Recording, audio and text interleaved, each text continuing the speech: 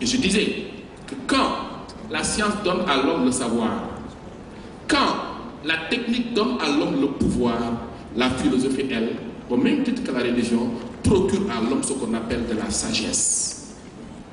Attention, il y a une différence entre le savoir et la sagesse. Même s'il y a du savoir dans la sagesse, je vous renvoie à l'étymologie de mon philosophie, l'amour de la sagesse. Et c'est quoi la sagesse? Il y avait du savoir, mais il y avait aussi un art de vivre. Il y avait d'abord un art de vivre. La philosophie est un art de vivre. C'est une manière de vivre.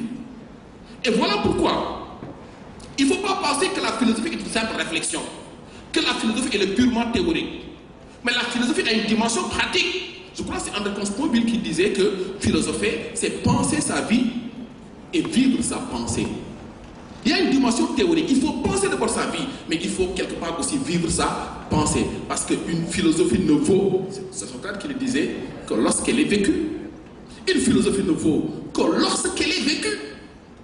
C'est-à-dire, il faut vivre votre philosophie.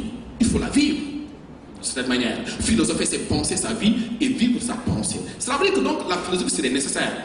Contrairement à ceux qui considèrent qu'il faut vivre d'abord et philosopher ensuite. Certains le disent, primum vivere ne philosophari. S'il faut vivre d'abord et philosopher ensuite, c'est parce que c'est comme si la philosophie n'avait aucune importance dans la vie. Oui, certainement, mais tout dépend de ce qu'on appelle vivre. C'est quoi vivre? Est-ce que vivre, c'est manger, boire, dormir? Est-ce que vivre simplement, c'est satisfaire ses besoins quotidiens? Est-ce que vivre, c'est trouver une solution aux urgences quotidiennes? Est-ce que vivre, c'est simplement nourrir le corps? Moi, je n'aime pas le propos qui dit « Yalla gémmiñ gu mu xaar dana ci def pepp ». Yalla gémmiñ gu mu xaar dana ci def pepp. Pour justifier que, en fait, oui, Yalla yor lépp.